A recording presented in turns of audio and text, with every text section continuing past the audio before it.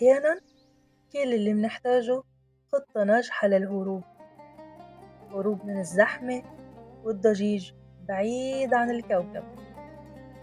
وأنا اليوم قررت إني أحضر خطة ناجحة جدًا، مزيج بين ريحة الكب كيك تبع البيت مع نسمات الهوا الصافي بأحضان النيل والقناطر.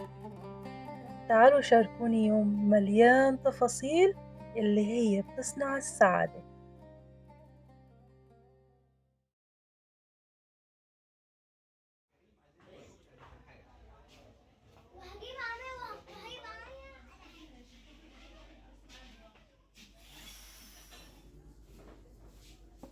السلام عليكم، يا صباح الخيرات والليلات أو مساء الخيرات على حسب أي وقت انتوا عم بتتابعوني. لو أول مرة عم بتتابعوني فأنا راما وهي قناتي. بتمنى الفيديو يعجبكن وياريت تكتبولي بالكومنتات رأيكن، كتير كتير بيفرق معي وبيسعدني إني أنا أسمع رأيكن.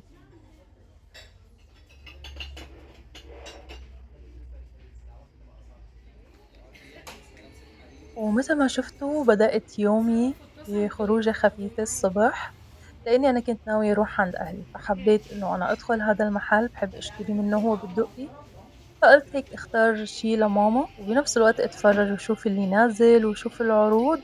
بتعرفوا نحن الستات يعني كتير بنحب هيك شغلات وتفاصيل، أكيد أنتم مثلي. بس فاخترت لماما شغلة خفيفة وانطلقنا إلى الشيخ زايد.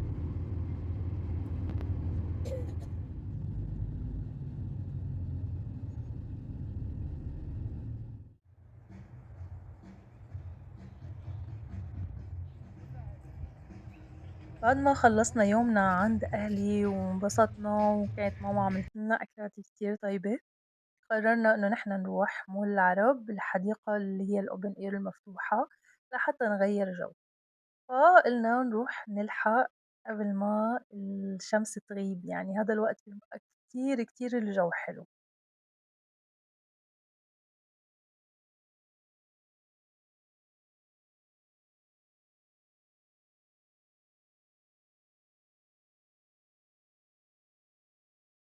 دايمًا لمّا تحسّوا إنه أنتم مضغوطين وحاملين المسؤوليات كتير، اهربوا وروحوا لأماكن طبيعية. ما فيها أي شي غير إنه أنتم تقعدوا تتفرّجوا على شجر، صوت عصافير، تتأمّلوا بالسما، تسبحوا ربنا عن جد. أنا مؤمنة إنه هذا بحد ذاته علاج طبيعي، لإنه إله قدرة غريبة إنه تحسّوا إنه هيك مرتّب أفكارنا بدون ما نحس، مجرّد نمشي هيك بهدوء بين الشجر ونشم الهوا، فهاد لحاله بيخلّي نفسيتنا تهدى وتفكيرنا يصير أصفى. وبنفس الوقت بتحسّوا إنه نحن جددنا طاقتنا بكل بساطة، يعني نحن ما لنا محتاجين نروح نشتري شغلات غالية، السعادة موجودة بس نحن دايمًا نسعى وندوّر عليها.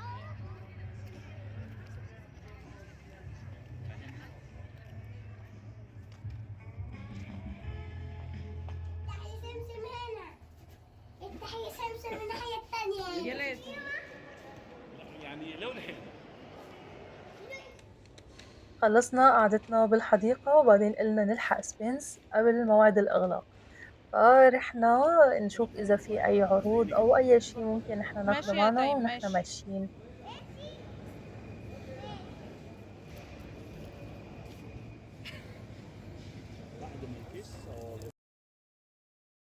وزوجي بيعرفني أنا كتير يعني نقطة ضعفي هاي الحلويات، فحب إنه هو يعزمني عليها، الله يخلي لي إياه يا رب.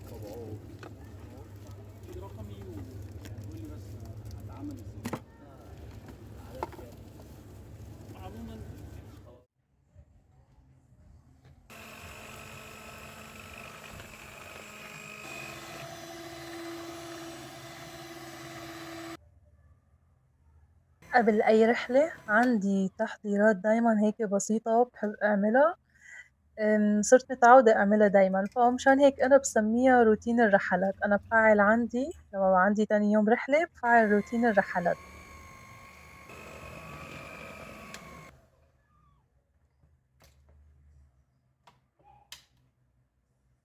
يعني بالنسبة لإلي كتير باحب أعمل كيك بيتي، يكون سهل وخفيف وآخده معي بعلبة، فهالمرّة قررت إنه أنا أعمل cup cake قلت بدل ما أقعد أقطّعه فكل واحد فينا بياخد cup cake وبيبقى مناسب للرحلات، عن جد كتير باحس بسعادة وأنا عم جهزه، باحس إنه هيك في شي لطيف عم نحضره، ريحة حلوة فايحة بالبيت، يعني إحنا منعيش الرحلة قبل ما نحن نروحها، وعن جد هاي التفاصيل الصغيرة باحس إنه هيك بتعمل جو راحة ودفى كتير، كتير حلوة. كنت ناوية أعمل كيك فانيليا عادي وبعدين لقيت الولاد كلّن متحمسين إنه بيحبّوا كيك القرفة، فقُلت رح أعمل كب كيك بالقرفة وحطيت جوا من مربى التين اللي أنا عملته بالبيت، وقُلت رح أعمل طبقة كرامبل على الوش بيبقى هيك كتير لذيذ وطيب وفيه نكهات غنية. كمان ضاعفت المقادير لإنه ابني ما رح يروح وكمان رح يضل قاعد مع جده وسته، فقُلت خلّي المقادير بزيادة وبنفس الوقت لو بقي عندي لتاني يوم أنا بعد الرحلة بابقى هيك راجعة تعبانة، فيكون موجودين عندي مع كاسة الشاي أو فنجان القهوة.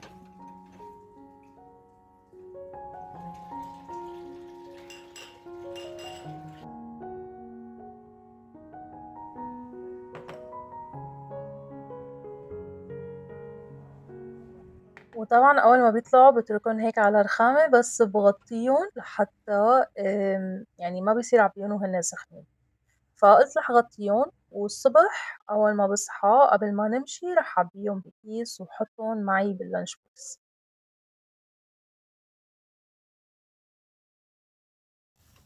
وبالنسبة للغدا عملت ساندوتشات بانيه مع بطاطس ودجاج، يعني كلّه شويته بالفرن ولفّيتهم بالساندوتشات مع خس، وعملت ميكس كاتشب مع مايونيز حطيتهم بأزازة منفصلة، قُلتوا نحن عم ناكل هونيك بنبقى بنحط جوا الساندويتش لحتى أحافظ على الخبز إنه هو ما يتشتش. كمان عملنا ساندوتشات للفطور خلّيت بنتي هي اللي تحضّرها، وأهم شي عندي الخضار يعني الخيار، الخس، والجزر هدول كتير، كتير مهمين، وبس هيك.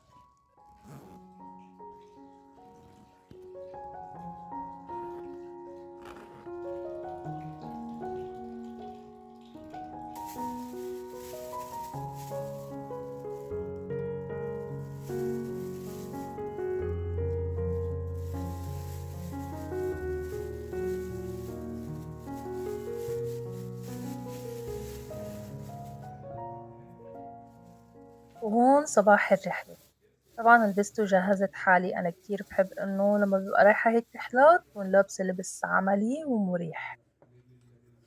عبّيت الcupcake كلّه وأنا كتير باحب أستخدم الأكياس الورق اللي هي تبع التسوق وأنا باحتفظ فيها لهيك يعني مواقف، عن جد كتير بتحافظ على الأكل وبنفس الوقت بتحسّه هيك كل شي مرتّب ومنظّم، أنا كتير باستمتع بالتنظيم. هلأ رح ننطلق.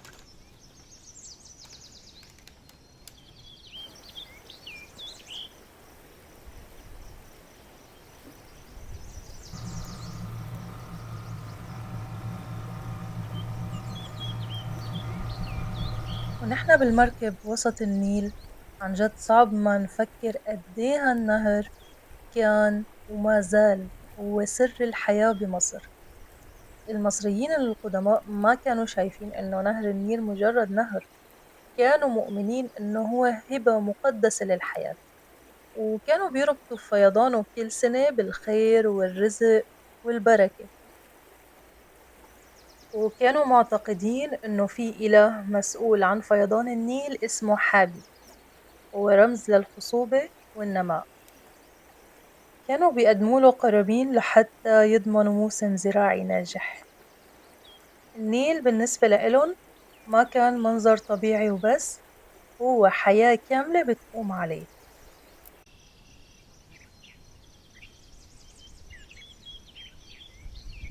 وقبل ما ننزل بالقناطر مرينا على جزيرة الورد والموز، ما بتصدقوا قد إيه جو ريفي طبيعي، خضرة على مد البصر، شجر الموز وهدوء مع صوت العصافير، عن جد سبحان الله.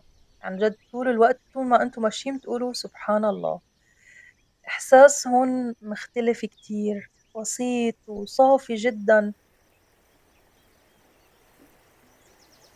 الدخول للجزيرة مجاني، ولكن اللي بده يقطف الوردة ب5 جنيه. وبعدين أكلنا فطير مع جبنة وعسل، الفطير هونيك إله طعم مختلف. رجعنا للمركب وتوجهنا للقناطر.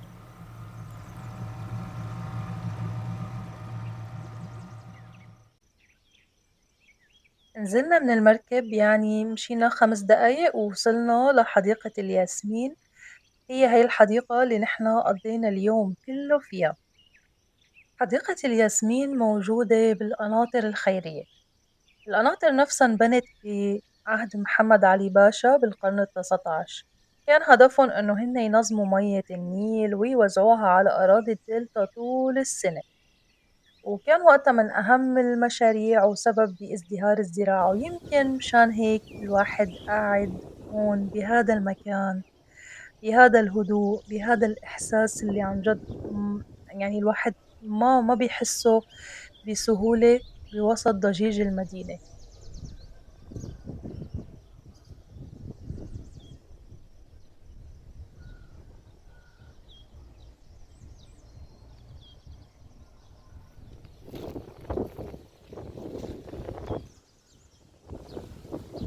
وطبعا انتم مجرد تسمعوا اسم حديقة الياسمين رح تعرفوا سبب تسميتها.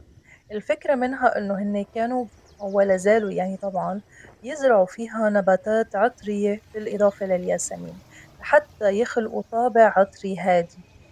وهي جزء من حدائق تاريخية بالقناطر، يعني هي مو حديقة واحدة، لأ في أكتر من حديقة.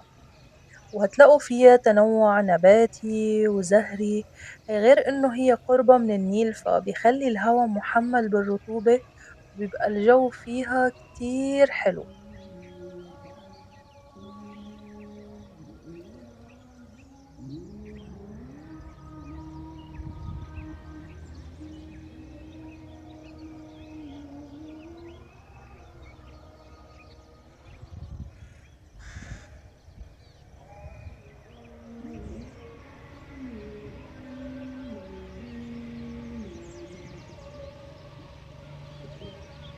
عن جد طول ما انتم ماشيين بهاي الحديقة ما رح تقولوا غير سبحان الله، ما رح تقولوا غير تبارك الله أحسن الخالقين.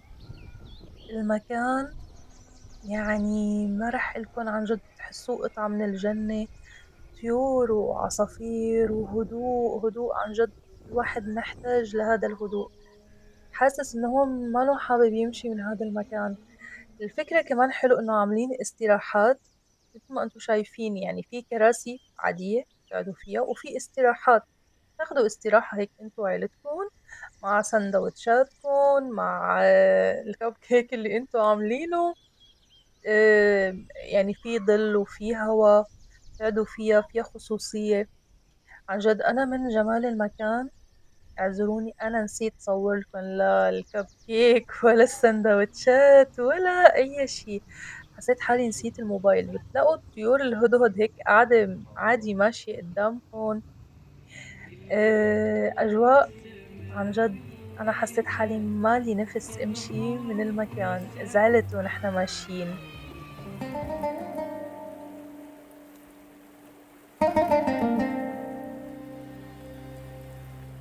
حاولت على قد ما أقدر بهاي الرحلة إني أنا ركز لكم بالتصوير على الأجواء الطبيعية، لأنه مثل ما أنا بحب تابع فيديوهات شو فيها أجواء طبيعية وطبيعة، لأنه هي بتحسسنا بالهدوء، بتقلل من الضجيج اللي موجود جوانا. أنا كمان كتير حبيت إنه أنا ركز عليها وورجيكم كمان بنفس الوقت جمال مصر، جمال الفسح فيها. كل شي فيها حلو. انتوا إذا نزلتوا بمركب بالنيل وما رحتوا بعيد للقناطر، هون هيك لفة خفيفة بالقاهرة بتستمتعوا. إذا رحتوا مولات بتنبسطوا. الأجواء فيها كتير كتير حلوة. وبتلاقوا كمان لما بتروحوا رحل جماعية معكم ناس حواليكم، حتى لو ما بتعرفون طبيعة الشعب المصري عشري كتير. فبتحسّوا بمتعة، بتحسّوا إنكم أنتم بوسط عيلتكم. كتير، كتير الجو كان ممتع وحلو. أنا عن نفسي كل ما باروح رحلة باقول هي أحلى رحلة رحتها، باكتشف إنه لمّا باروح الرحلة اللي بعدها في أحلى كمان.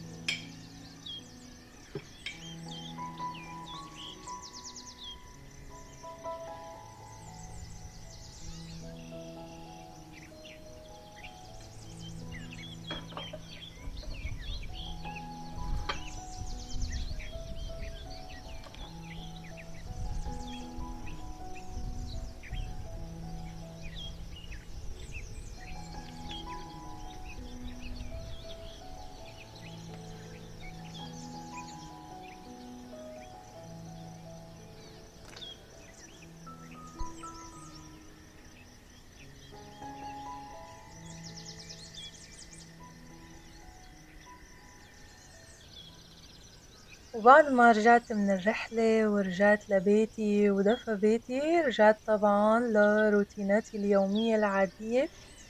كنت صاحية وقُلت حتى أحضّر فطور صحّي إلي ولزوجي، فعملت قطعتين توست الحبوب الكاملة، حمّصتن وحطيت عليهم تونة spread وحطيت قطع أفوكادو ورشّة فلفل أسود مع شوية كرنب مقطّع وبيضاية، حبّتين زيتون أنا عملتهم بالبيت على إيدي. كتير هذا الفطور حلو ورايق ومُشبع. يوم الجمعة بالذات أنا كتير باحب الفطور المميز، يعني أنا مو كل يوم باعمل هيك. في أيام باعمل فطورات عادية جدًا، بس يوم الجمعة بالذات أنا ما صوّرت لكم ولا مرة من فطوري يوم الجمعة، فحبيت هاي المرة شارككم لروتيني الصباحي ليوم الجمعة. وكمان عملت لإلي بقى شوي مختلفات، واحد توست عليه تونة spread وعليه قطع أفوكادو، وواحد تاني عملته mix بين الأفوكادو والجبنة القريش، هرستُن مع بعض وحطيت قطعتين زيتون وجنبها بيضة مقلية وكمان كرنب، طبعًا رشة فلفل أسود. يعني هيك بنحب نحن عاداتنا أنا وزوجي بنحب نميّز يوم الجمعة، إنه يوم الجمعة لازم يكون يوم مميز غير أي يوم. وبس هيك هذا كان فلوجي اليوم، أتمنى يكون عجبكم، وإذا وصلتوا معي لهون ما تنسوني من اللايك والشير، وباشكركم كتير من كل قلبي، وانتظروني بفلوج جديد واكتبوا لي رأيكم بالكومنتات. سلام.